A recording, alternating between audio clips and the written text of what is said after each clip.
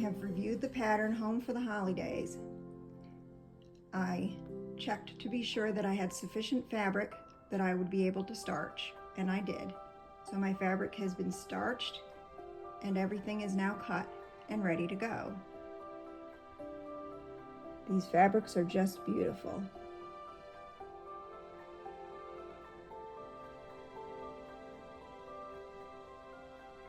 So let's get started. Well, it's time to get started. This is block number 1, which is the month of August block for Home for the Holidays. I will say I am a little bit behind schedule on this, and I apologize for not having this video done and posted sooner. I actually had to have a procedure on my shoulder that I had been putting off way too long, and so now I'm playing catch up. I did have it done. I am in physical therapy, and the one thing I have to say is I should have done it a long time ago. But with that said, let's get started. Now remember, I can't give you the measurements of these blocks, but I'm hoping that you're perhaps doing this along with me. You're probably ahead of me at this point, but I'm going to be caught up here real soon. And this is a block of the month put out by Fat Quarter Shop using one of Kim Diehl's new Christmas lines, and I absolutely love it.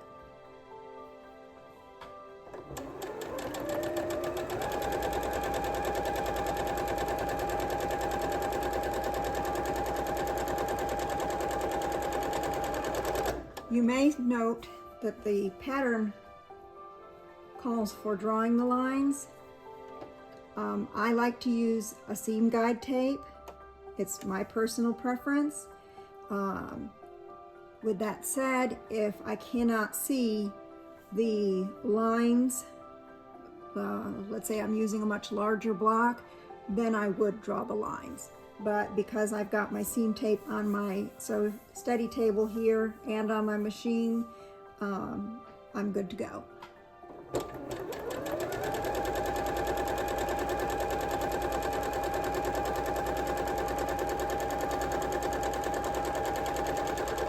And as I said earlier, I did measure all my fabric to make sure that I had sufficient room to starch, which I did. I love to starch. Again, that's a personal preference.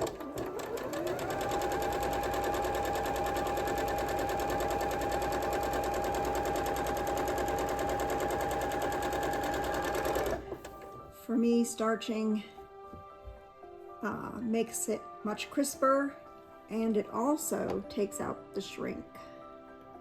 So you do want to be careful if you're using a pre-cut.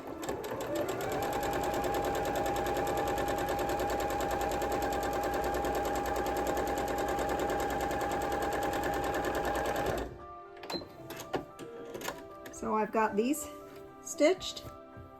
I'm going to take them over to the iron and give them a good press and press them into half square triangles.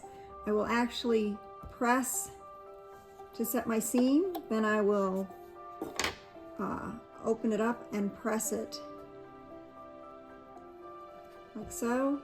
Then I'll go back and I will trim it. I've said that in my other videos I do that.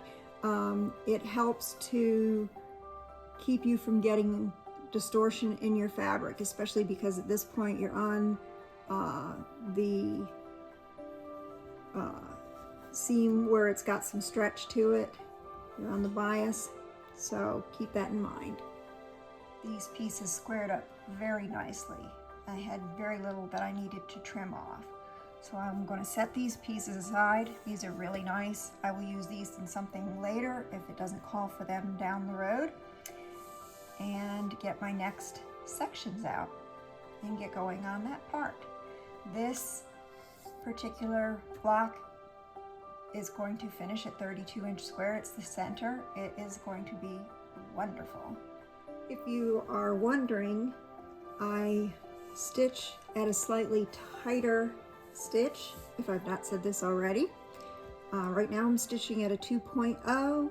If I was stitching a smaller block, I would actually take it down to about a 1.5. I like a nice tight stitch when I'm piecing. I have less trouble with it coming apart at the ends, and in fact, if I'm putting together a large heavy quilt and I start stitching my rows together, I will back stitch at the beginning and end of those, because all that weight and pulling on the seams, I found that's just a little something that helps me.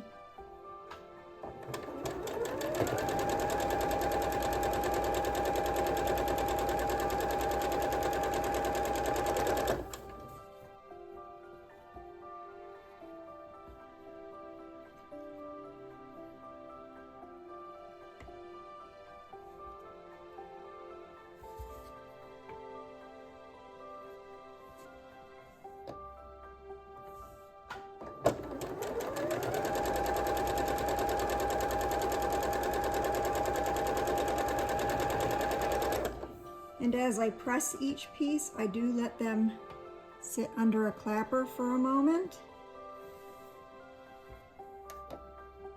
Just kind of helps flatten everything out real nice.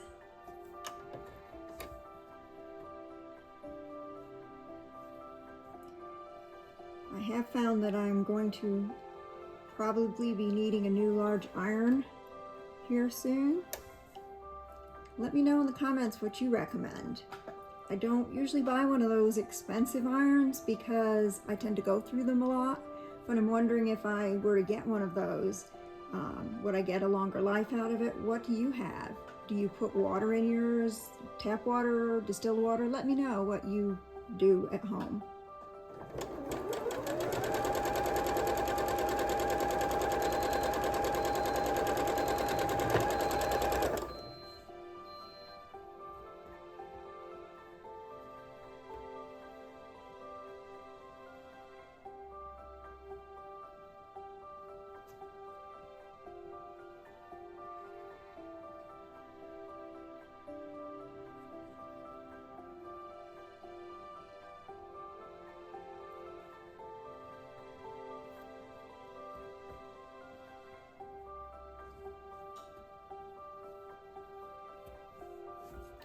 Almost had that one on the wrong way.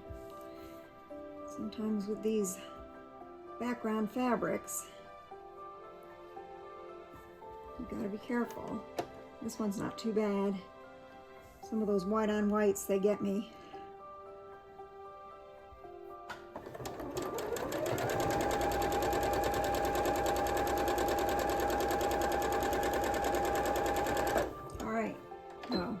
I'll get these pressed and be back for the next part. On to the next piece, attaching the larger piece to the section I just completed.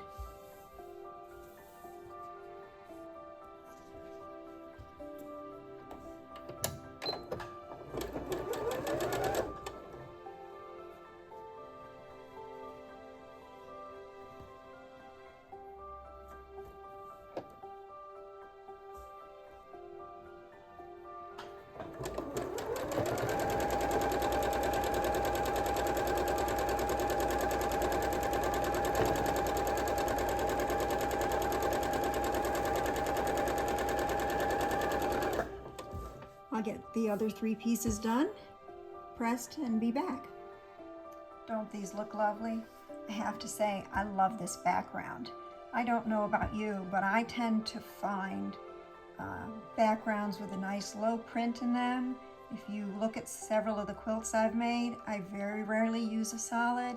My personal preference, it's just something that I found I like to do, and think outside of the box, try something different. So I am going to go ahead and set these aside. I've pulled out my next set of pieces to get ready. I've got my next piece. The directions say to mark your smaller piece that you're using in this. I'm going to go by my seam tape. I will say, someone told me years ago when I first started to not start at your corner, but start at this other end. So I'm going to flip it around and stitch from this point to this point.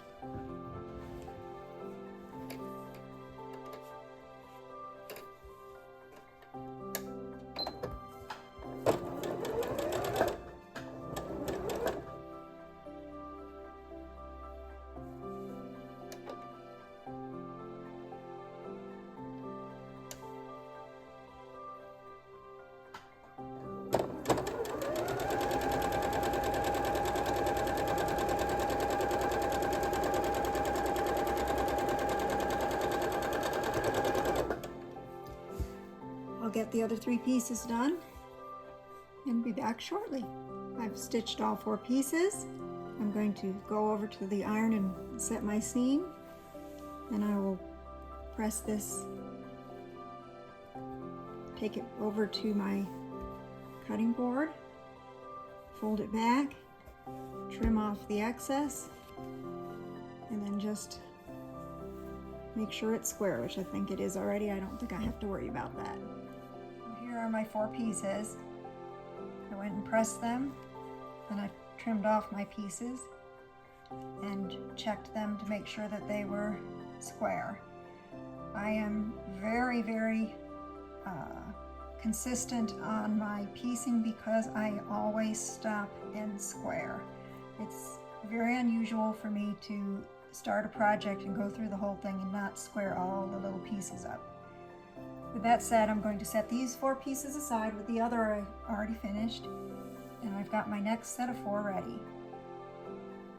Now the pattern again calls for the drawn lines.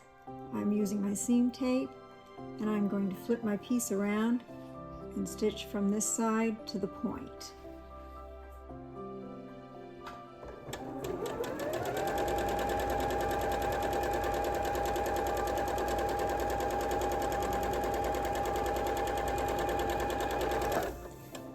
I'll finish the other 3 pieces up, get them pressed, and be back. So I've got them pressed, and before I trim them, I just wanted to show you another good reason that I press and then flip back and then trim is it gives me one last chance to make sure that I have stitched my position accurately. If I haven't, then I would take it back to the ironing board, press this piece back, then take it out and reposition it. So this kind of gives me one more chance to make sure that I've got it right before I cut. So now I'm going to trim these and square these. So I've got my lovely 4 units here. I will take the excess and put it with the other for a later use. Now I'm going to get the 4 units that I made earlier, stitch those together, and I'll be adding another piece to that. But first, let's start with stitching these 4 pieces together. A total of 8 pieces will make 4 units. So I've matched up my 8 units to make 4 sets.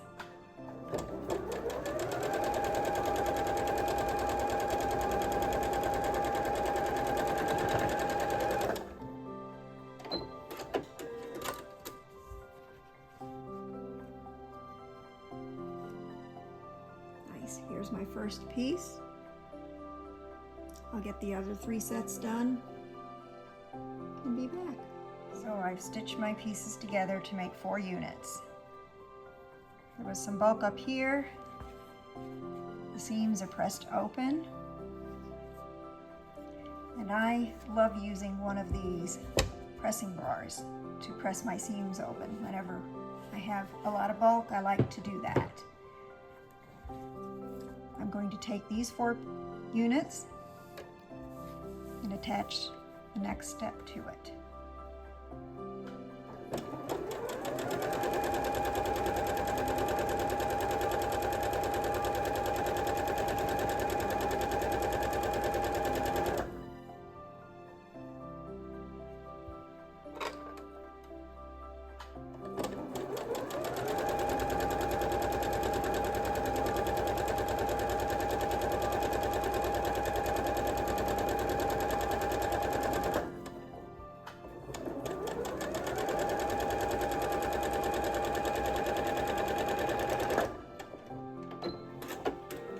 I love this little purple tool.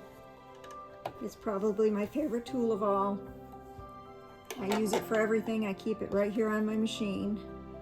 When I travel, I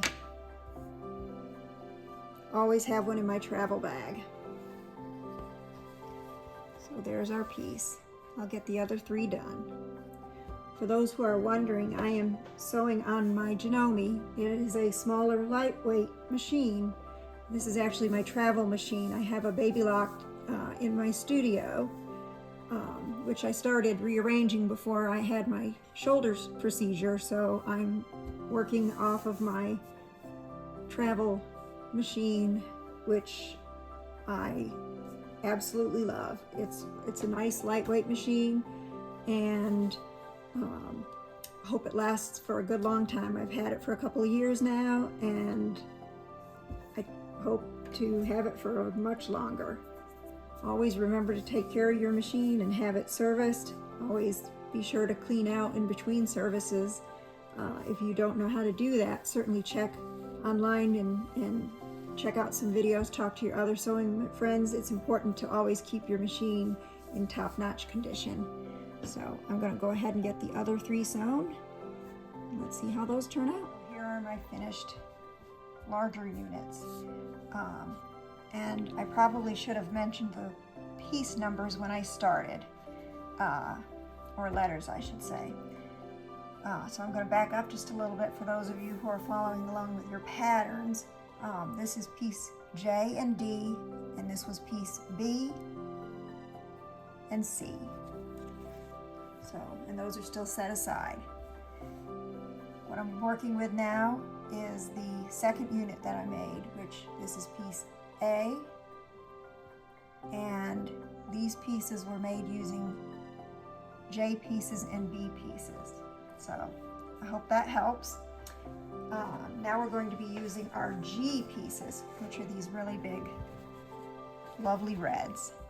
Now, because these are bigger pieces, I have gone ahead and drawn a line to stitch on. So here I've got my G piece, my points at the top, and I'm going to stitch from this line, actually starting at this end and going out to my corner. As you can see, my piece overhangs my machine, so I can't see my seam tape. So like I said, I've gone ahead and drawn a line on this piece.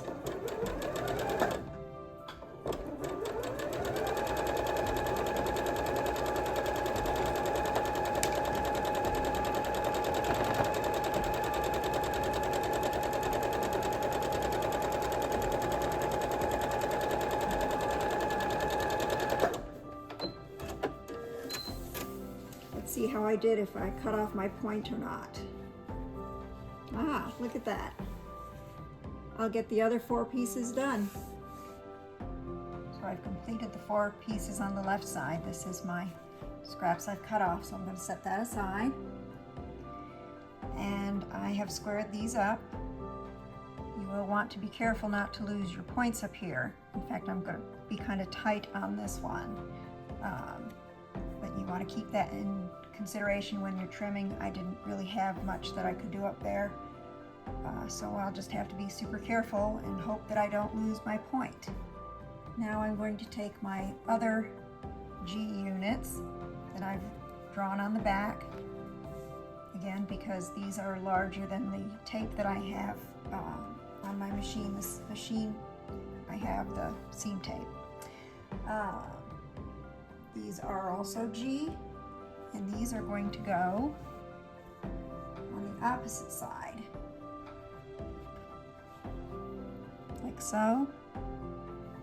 Move this over, so you're going to be stitching from your center to your top corner.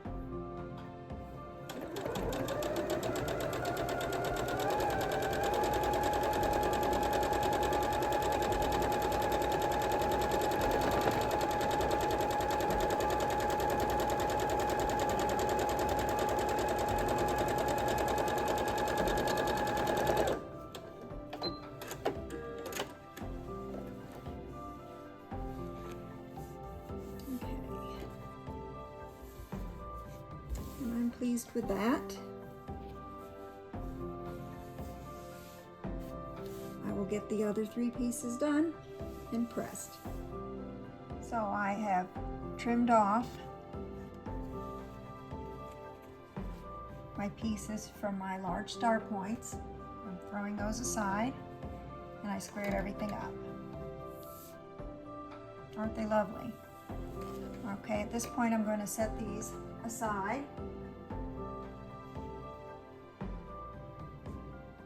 going to pull out my 4 eye pieces and 4 of my D pieces. And what I'm going to do is take one piece of the I and one of the D. And again, the instructions say to draw a line, but these will be just fine with my seam tape. And I'm going to stitch on each of the 4 from here to here. So I'm lined up with my seam guide tape, and I'm going to stitch this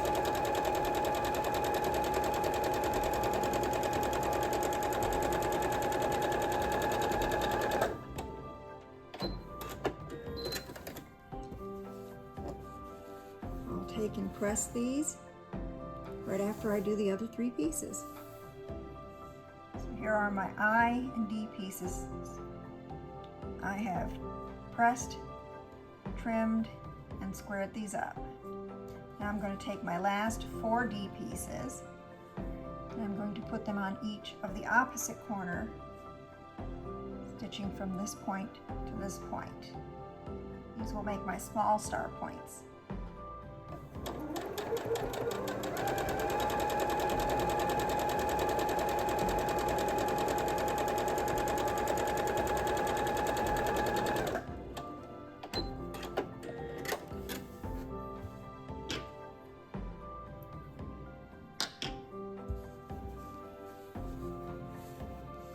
So that makes my other side of my star point. 3 more to go. So here are my 4 flying geese units. I'll take my scrap pieces and put them in my nice scrap pile. I will be making something from that. These are wonderful fabrics. I think this might be my favorite so far. And everything's been squared up. So now I'm going to set these aside and get out my 4 E pieces and 8 of my K pieces. And I am going to be making 4 more flying geese units with these pieces.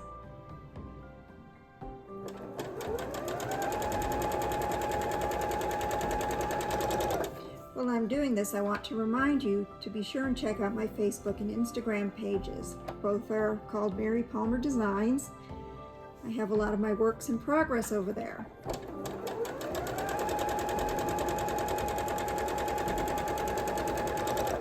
Currently I'm working on the Laundry Basket Quilts Mystery Block. It's a weekly block that comes out.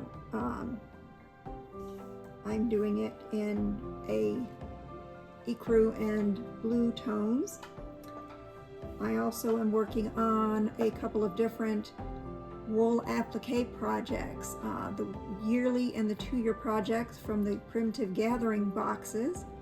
I'm also working on the yearly quilt project from the Primitive Gathering box, so I'm quite busy. I'm also trying to finish last year's box, and I'm getting there on that. My shoulder, like I said earlier in this video, really slowed me down, but I'm feeling much better than I certainly was and excited to get more done. So I'm going to finish these up, get them pressed, and get working on the other side. Here are my 4 flying geese units for the center star unit. I'll set these scrap pieces away. They may be small, but I will use these. And I'm going to take my 4 flying geese units and set these aside. Also, I will be posting stills of my work in progress of this particular project on my Instagram and Facebook page, so also you want to be sure and check that out. So now you take your piece L and 4 of your piece K. You are going to have some leftovers of your K. That's okay, that's something Kim does a lot. Having extra pieces, it gives you a little extra wiggle room for not only mistakes, but to choose how you want your color layout to go. I love that about her patterns. So what I'm going to do now is make a square and square unit. So I'm going to start with 2 of my pieces, and I will put them on opposite corners and I will stitch that. So I've gotten my first 2 sides on my square and square, and I'm doing my opposite sides. I have already pressed and trimmed those 2 sides and squared it up.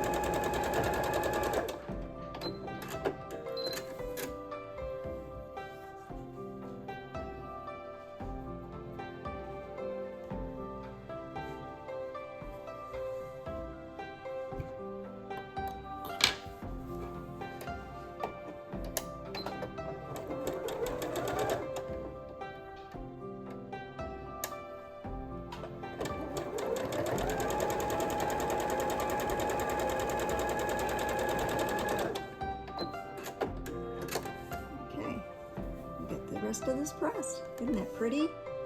So here's our square in the square. Take my scrap pieces and set those aside. And it's time to start building out the center star. So you will need your 4 F pieces and the 4 flying geese pieces that you made earlier.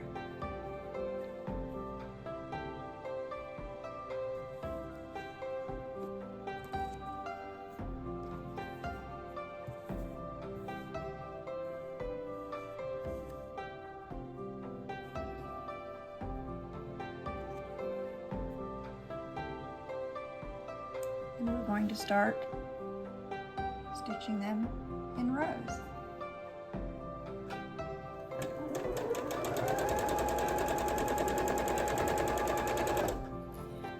I have put a couple clips on my center block attaching my flying geese points to keep it from shifting.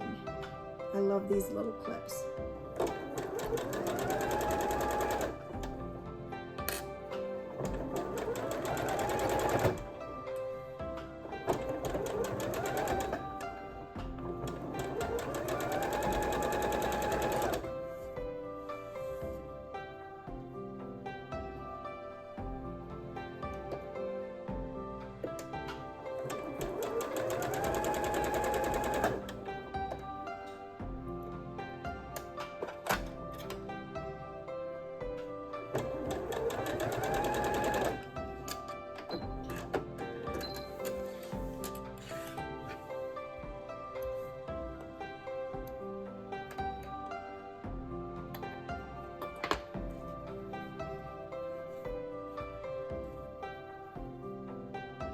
Very nice. I'm going to go ahead and press these before I put the other side on.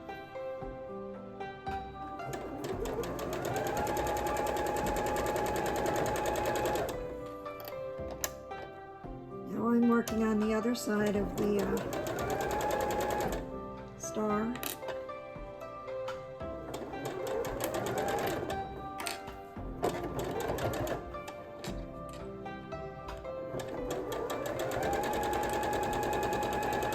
You may notice I pressed my seams open. There was a lot of bulk there. I found that cuts down on the bulk.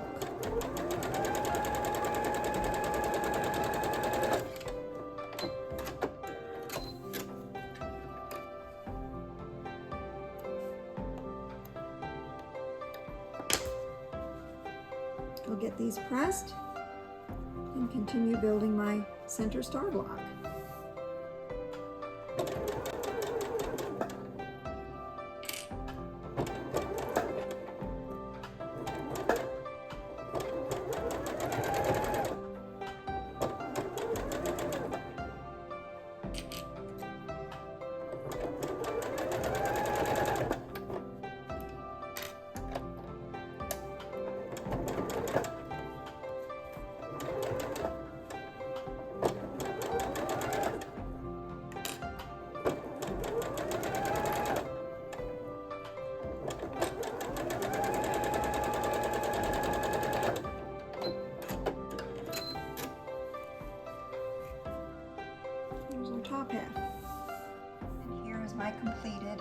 center star block.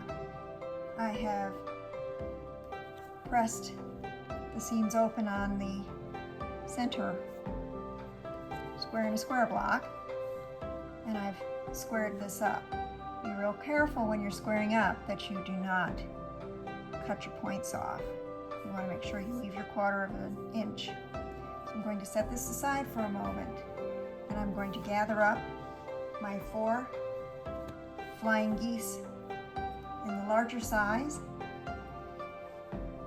and 4 of my H squares. I'm going to take 2 of the flying geese and set them aside at the moment. And I'm going to take and attach on each side of these flying geese my H squares.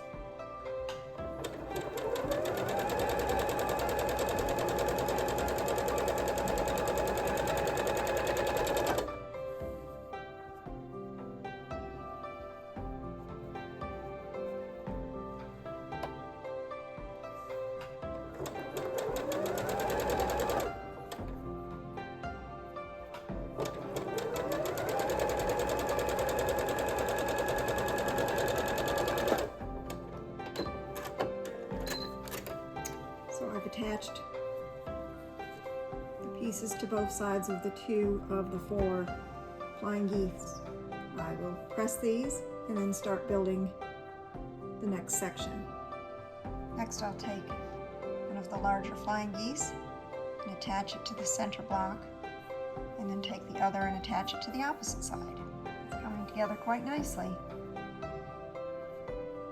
I have attached the center section to the top section. I'm getting ready to attach the bottom section. I will go ahead and match up my seams, and I will use some clips to hold it into place. At this point, the block is getting quite large, so I will be taking one of these pieces that we made in the beginning, and I will be attaching it to the top and the bottom larger flying geese triangle unit. I will also attach to the side of my star block another of the triangle flying geese units. You want to be sure to watch the direction and the pattern for this piece. So I'm almost done with the block. I've got my 3 sections, and I just need to attach them. Stay tuned for the finished center piece that will be block 1.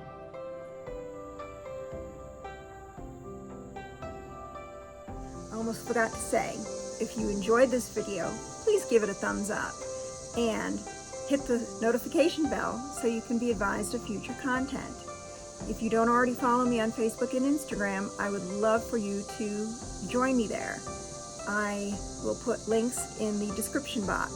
So, thanks again.